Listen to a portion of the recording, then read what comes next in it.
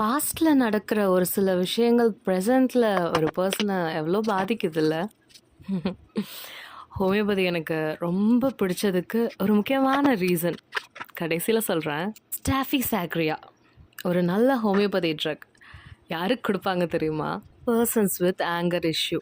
எதுக்கு எடுத்தாலும் கோவப்பட்டுக்கிட்டு எரிஞ்சு எரிஞ்சு விழுந்துக்கிட்டு யார்கிட்டையுமே எதையுமே ஷேர் பண்ணாமல் தனியாகவே இருந்து அதுலேயே மாஸ்டர்பேட் பண்ணிட்டு அப்படி இருக்கவங்களுக்கு தான் அந்த ட்ரக் கொடுப்போம்.